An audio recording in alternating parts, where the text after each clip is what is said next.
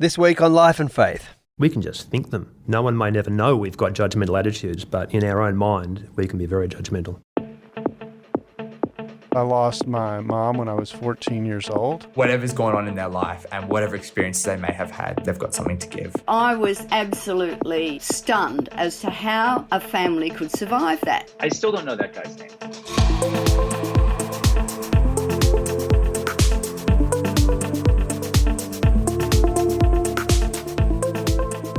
Welcome to Life and Faith from CPX. I'm Simon Smart. We've been doing this podcast for quite a while now. This is our 12th year. And we've had some fantastic guests over the years and some excellent conversations. And lately we've been looking back through some of the episodes in the distant past and thinking it would be good to revisit some of these, especially as not all of you, the Life and Faith audience, have been with us the whole time we've been doing this. So we are going to resurrect some of these from the early days and maybe do it a few times a year. Things have evolved a bit over the years. We used to be 15 minutes per episode, and eventually we thought we should go out to about 30 minutes, which is what each episode is these days. So as a bit of an experiment, we're going to listen back to two of these today. They're unrelated topics. The first is a conversation Justine Toh and I had about food and feasting and what that tells you about who we are as human beings. The second one is addressing the topic of judgementalism, and we do that with Steve Liggins. Why do we so dislike people who are judgmental? And can we make judgments without being judgy? But first up, feasting.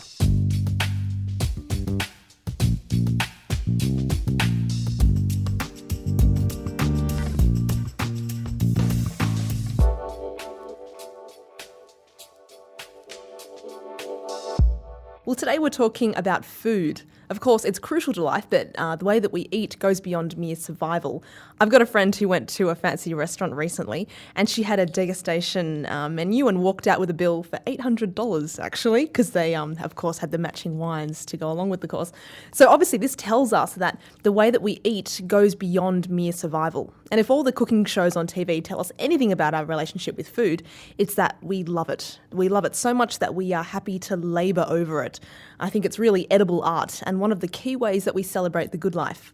Well, I've got Simon Smart here with me, and you've written an article on this theme, Simon, and you're interested in the way that eating, one of our most physical experiences, also has a spiritual dimension as well. How did you first get interested in this topic? Probably through my wife. She's a bit of a foodie, and by getting married to her, I realised how ignorant I was about food, and she's really opened up my eyes to this. And she's not only a great cook, but she appreciates really good food and fine food. Well, we live in the age of the celebrity chef, and shows, of course, like MasterChef and My Kitchen Rules show the delight that we take in preparing and enjoying fine foods. Now, I can be a bit of a cynic when it comes to these sorts of matters. Do you think that these kinds of shows celebrate, a spiritual aspect of food, or are they more about middle-class indulgence, spending $800 on really, really fancy food? It could be that this is just a sign of the self-indulgent West, using food as a distraction for ourselves because we lack deeper sources of satisfaction. That's one take on it, but more positively, it could represent a growing sort of appreciation for the aesthetic pleasures of life to which eating can introduce us. So I recently interviewed a chef from one of Sydney's top restaurants and talked to him about some of the artistic elements of this area of cooking. In my line of work and the restaurants I've worked in, I get to use some really amazing produce, and I really enjoy being a part of a team to create special food or food that we hope that people will love. Cooks are traditionally they're tradespeople, and it's a craft and it's a manual labour kind of a job, but then there is an aspect to it which is very dependent on a person's aesthetic, and there's elements of beauty and grace and tastefulness and intelligence. When you think about what you're trying to create for people on one of your best nights, what would you like people to come away with? Happiness, great satisfaction and pleasure, and I suppose a whole experience not just connected with the actual food that you're eating, but the people that are serving it to you and talking with you, and the way the food may also remind you of something that made you happy or it's familiar. So happiness, I suppose, is the end. Now, when we're driving up the coast, we might pull into Macca's and it's kind of fuel for what we're doing. But the sort of dining, fine dining that you're talking about, it doesn't have to be the best of that either, but just that element of feasting together. Would you agree that that has some indication that we are animals, but we're more than that? Absolutely. I would hope in our food the happiness that we would want people to have and satisfaction. Also, there's a sense of memories are invoked often with food, and that's not really something that you would imagine and goes with the food as fuel kind of a picture. So yeah, I'd have to say that it's bigger than just the chemistry of swallowing something that fuels your body. Okay, so it's Sunday night, fridge has got a few things left there. What are you going to throw together, typically? At my house, it's probably the 2-day-old sourdough bread and the half an avocado with some sea salt and black pepper on top of it. Sounds pretty good. Alex Woolley, thanks for talking with us. No problem. Now, Simon, let's talk about your article. In your article, you distinguish between feeding and feasting. Can you tell us the difference between the two? Yeah, well, we all feed, like all of us are animals. We need food as a fuel, I guess, for our survival. So there's certainly that aspect to it. And sometimes when we sort of pull the car in on the coast trip, and into McDonald's, just pile into the Big Macs and whatever, it has more of that type of feel to it. But then there's eating and dining and feasting. I think that these are human customs and traditions that involve social interactions. They incorporate at their best. They can incorporate grace and generosity and art, beauty, taste, hospitality. So eating, in a sense, can at least be leading us towards something that's a little bit more than just the physical. There's something perhaps even transcendent in all of this. Yes, okay. So there's this sense that though eating is physical and it really, reminds us that we are physical beings who need food to get by, there's also perhaps a spiritual element to it. Very interestingly, you've written that eating can tell us much about what it means to be human. Now, why do you think this is important to recognise? Well, I was reading a book by Leon Kass, who wrote a book called The Hungry Soul. And in that, he says that eating reveals something about our innermost desires, appetites, longings, and shedding light on what is universally, permanently, and profoundly true about the human animal, and really its deepest hungerings. Now, he sets this against this sort of scientific paradigm of the world, where there's an emphasis on the materialist account of reality.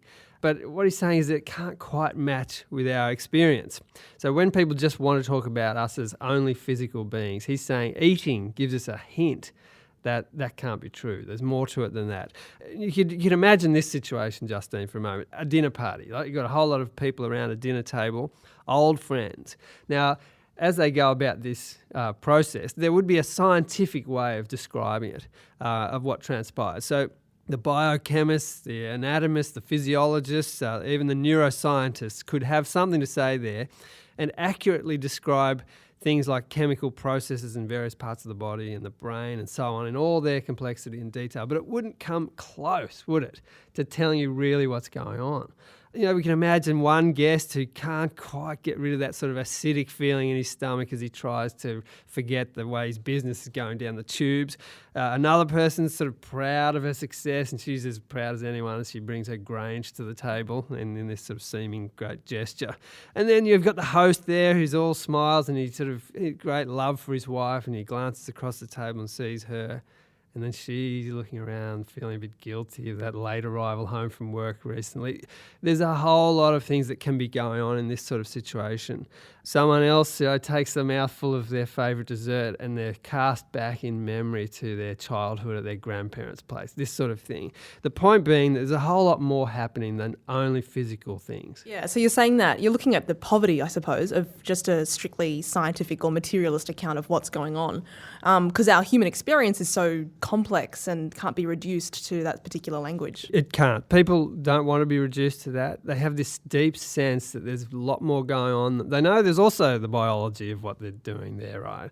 And even their emotions, people can still recognise that there might be some sort of chemical aspect to this. Of course there is, but they also have a sense that it's more than that. There's something more happening here. It's because we think we're more than just material beings. But this whole understanding of human life as a material entity, it actually persists. I mean, you've written that in the Australian Book of Atheism, that one writer states that science has determined, this is a quote by the way, science has determined that living bodies are animated by nothing more than all the complex living processes working within them.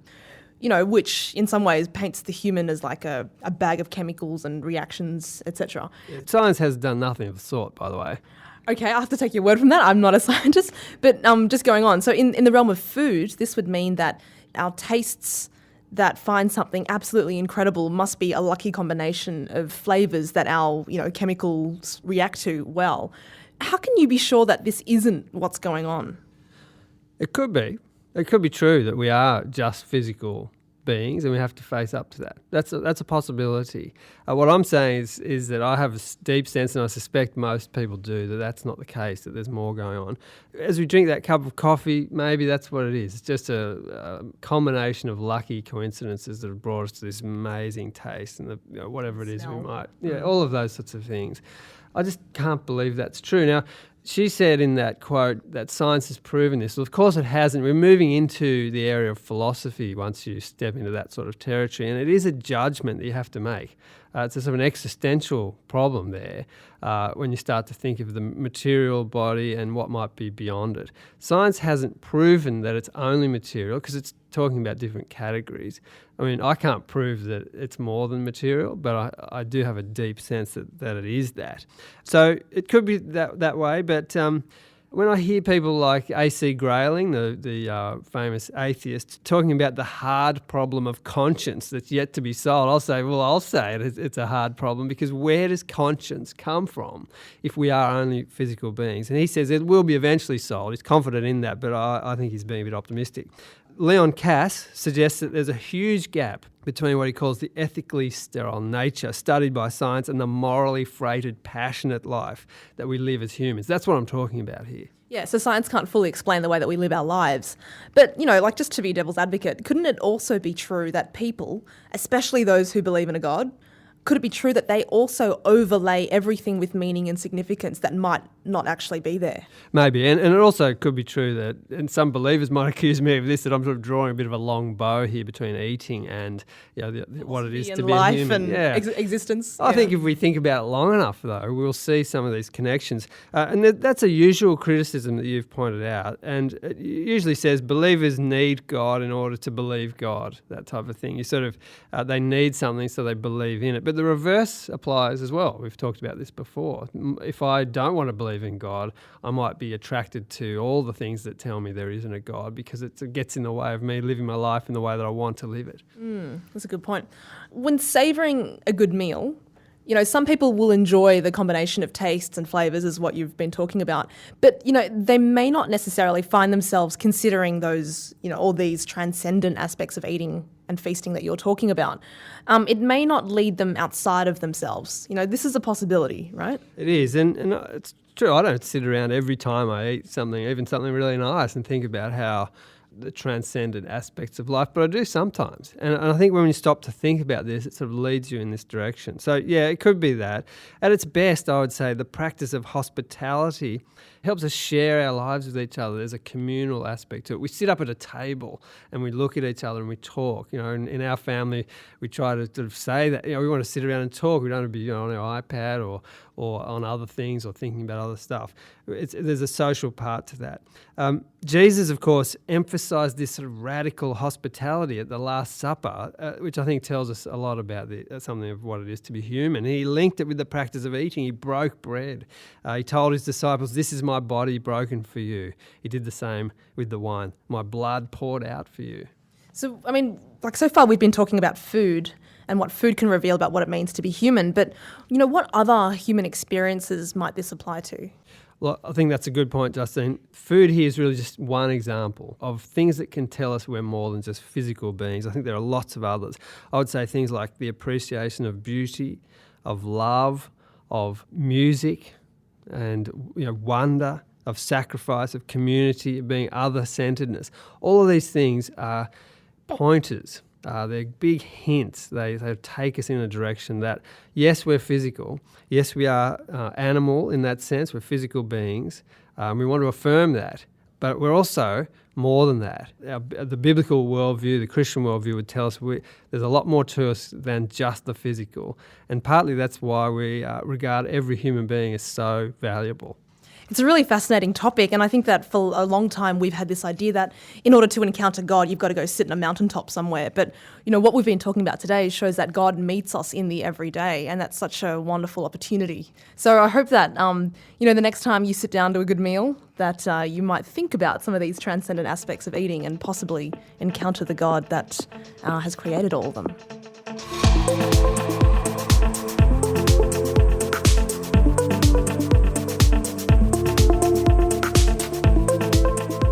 You're listening to Life and Faith, and today we're experimenting with two conversations we had in the early days of the podcast, and we thought these were worth revisiting. Now, we make a shift from food and feasting to judgementalism. Why is that a personal characteristic that's so objectionable? Can we make judgments without being judgy? Here's this conversation from 2012.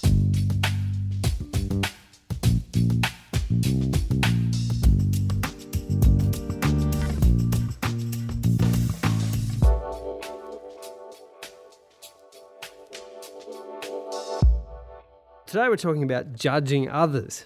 It seems that these days being judgmental is the one thing people can't stand. And there's a very common feeling in our culture that you can be just about anything you want, but don't dare come across as self-righteous or judgmental. And that's understandable. Judgementalism is a very unattractive trait in other people.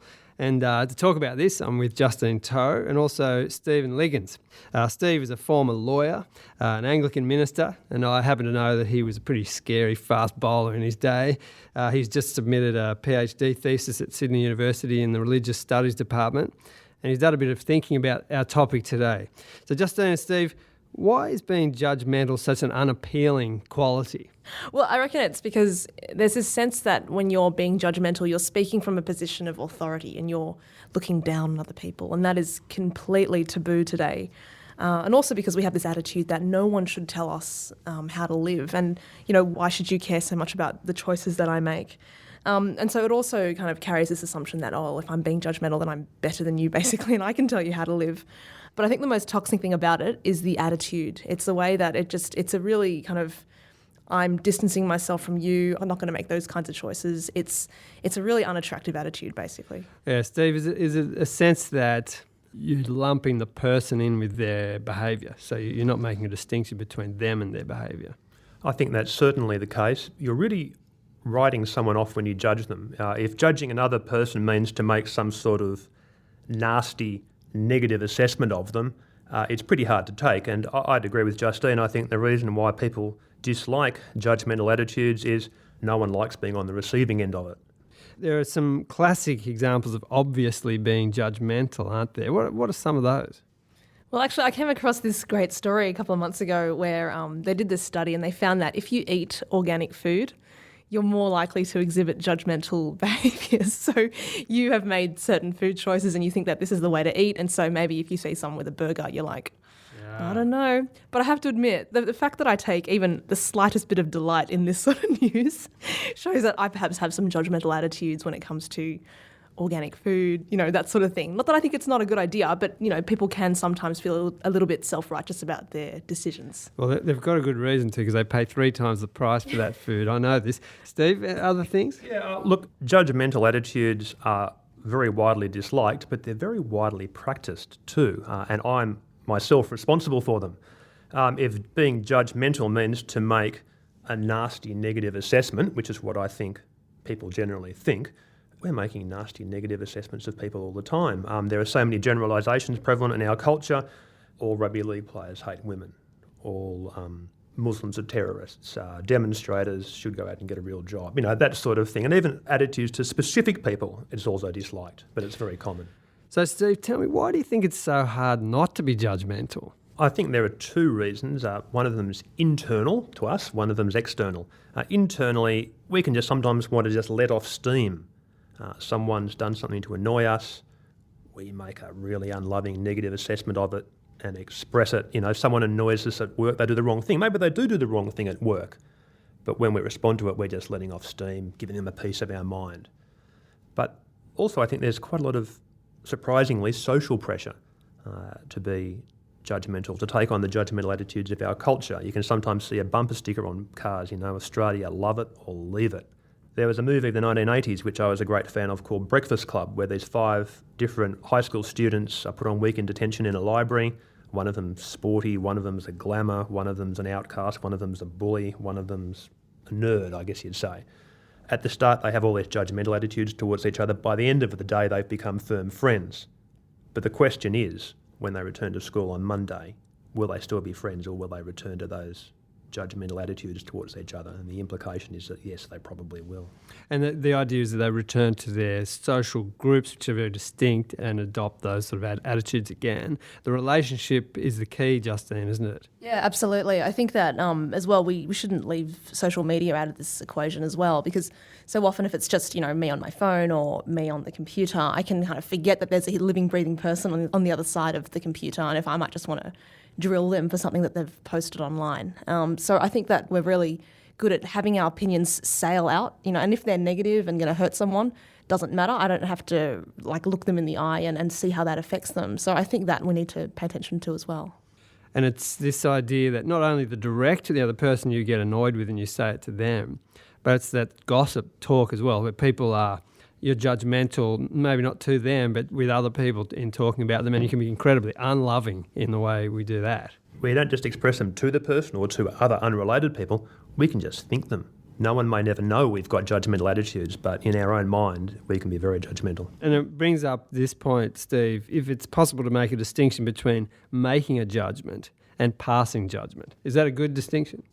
Yeah, I think the most helpful thing we can do is to figure out, well, what did Jesus mean by it? He talked a bit about this, and lots of people like this stuff that Jesus talked about in saying to people, don't you be judgmental, because he seemed to be particularly harsh when it came to religious people who were judgmental. The idea that we should not judge others is so big in our culture. I think it comes initially from Jesus' teaching.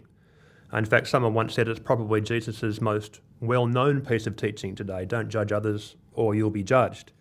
He said it, it was pretty much not unique, but he went further than anyone ever had gone before in saying that we shouldn't make unloving, negative assessments of other people. Now, what Jesus meant by judging was making an unloving, negative assessment of someone else. He famously said, don't worry about the speck in someone else's eye when you've got a plank in your own eye, right? This is partly what you're talking about. Yeah, that's right. When Jesus gives his teaching in the Bible about not judging others, it's associated with other stuff, and one of the parables is the parable of the speck and the plank. It's saying don't take the speck out of your brother's eye and ignore the plank in your own, which is basically saying, look, don't worry about the minor failings someone else has when you ignore the major failing in your own life. Deal with that first before you start worrying about the other person. Jesus does say, though, that it's appropriate to make assessments of people. In the same section of the Bible, he teaches that you can judge a tree by its fruit. It's an orange tree because it gives oranges. In the same way, you can assess what a person is like from their words and actions. But the key thing for Jesus is all our assessments must be loving towards the other person, and also we need to have an awareness of our own failings. We've got stuff in our own eyes if we're trying to point out the same problem in others, so we need to be humble about it. Why was Jesus so harsh on religious people that he felt were being judgmental? Yeah, Jesus forms an interesting contrast to a lot of the religious leaders of his day. Jesus felt that the way certain people lived were not the right way, but he still embraced them. He still loved them. He still accepted them. He still related to them. He counted them his friends. There were some other religious leaders around at the time, known as Pharisees, who felt the people weren't living the right way, but they would distance themselves from these people. Jesus may disagree with people, but he still loves them and relates to them. And that's the key difference between Jesus' attitude and the attitude of some religious people of his time. Yeah, Justine, Jesus seemed to have been the genius at this, didn't he? Being able to really mix it with and eat meals with and hang out with people who the society would have seen as outsiders or sort of the low life of society. And somehow he's able to get the balance right. He's making judgments but loving them. Yeah, that's right. And what I think is particularly incredible as well is that in that parable where the woman is caught in adultery and she gets dragged before Jesus, and all the religious leaders are trying to entrap Jesus. So they're like, oh, come on, Jesus, let's, here's a stone, let's all have a throw. And then he says, well, anyone without sin can basically go first. And so he shows in that moment this ability to pause, to kind of reflect. And while he himself doesn't have a problem, he knows that everyone there has some failings in their own life and that they are therefore in no position to do that. So his ability to pause, consider, kind of look at the situation in its entirety, I think we sometimes skip over that in the rush to judgment, but it's a crucial step into the process. Now, Steve, Jesus did do those things. He was very incredibly loving, but he also called people to a different way of living, didn't he? Yes, Jesus called people to follow him, to align themselves with him, to live his way. He offers them forgiveness. He offers them strength to do it, particularly when someone follows him. But yeah, it is a different way. But his way is also a way which is marked by love. One of the particularly radical pieces of teaching Jesus gave was that we should actually love others, not just the people we like, but also people we might otherwise have considered enemies. You might think we don't have enemies today, we've just got people who annoy us a bit, but he calls us to love everyone. So whereas I guess followers of Jesus should be marked by living the way Jesus taught, the strongest thing almost is that we should be seen as people who love each other and others. Is it fair to say too that there are certain situations which call for judgment and that the judgment would necessarily and rightly be more harsh than, say, another situation? I think I'd probably use the word assessment. I'd take the word judgment in this context to be a negative judgment, but there are plenty of times when it's good for us to try and wisely and lovingly make assessments of others. Someone might ask you to marry them. You want to make an assessment. Is this the sort of person I want to marry? You may be going for a job. Are these the sorts of people I should be working with? You might be trying to find a babysitter for your kids one night. Now, are these the sorts of people I would feel would be responsible in looking after my children? It's appropriate to make assessments, but in all our assessments we should be concerned about the good of the other person, showing love towards them, etc. Can I just pop in there and just say that I really agree with you that in some ways it's impossible to avoid making assessments. And even if you have, though, the intention to do it lovingly and for the other person's welfare, we can deceive ourselves at the same time, right? And we might be blinded by, sexism, racism, etc., and yet also be still in some way guided by the love of the other person. So should we always be second-guessing ourselves at the same time? I think that it's easy to work out what being judgmental is, and we should be loving in our assessments, right? It's hard to do. I can say it, but I don't do it all the time. I drive down the M4 a lot, one of the motorways here in Sydney. Often people speed past me driving in a very foolish manner. I can accurately assess that as being unsafe driving, and that perhaps it would be good if they were caught so they could amend the error of their ways. But often I just get angry at the person and think, unloving thoughts. I've gone there from making an accurate assessment to being judgmental of that other person. Okay, so Steve, this is the key, according to you, that the loving attitude to the other person is the vital thing. What are some examples of how that might work out practically? You gave one there. When you mentioned children, I think one of the ways that people are very judgmental, I'm sure we all are, is when it comes to styles of parenting, raising children, and it's the thing you cannot talk about, right? I'm a father of 2 young children, and parenting practice, people have different opinions on, they're strongly held, and people can be very often judgmental. You may see a young mother bottle feeding the baby. People can be very judgmental. Oh, she should be breastfeeding, right? You might have a woman with a young child at work. People can be judgmental. She should be at home looking after the child. Or maybe if she is, other people might think, she should be earning a salary. And people in those situations almost never know the full story. And you can imagine that you fill in a whole lot of other details to those situations and you might think, I know what's going on. And Justine, are there other examples where you think, we can make assessments but be really loving about it? If being judgmental is about standing on high, then it's about getting on the same level as the person and showing a real concern for their welfare. And also, as what Steve was saying before, being really clear on your own failings as well. And that's much less likely to make you attack someone else on the basis of theirs. Well, it's a great discussion. It's good to have it with both of you. It's a challenge. But thanks so much for Steve for coming in and talking through that. That was great. Thank you.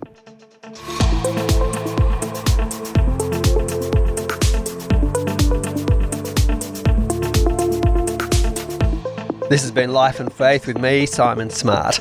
I hope you enjoyed going back to these 2 short conversations. We had fun revisiting them and thinking about how Life and Faith has evolved over the years.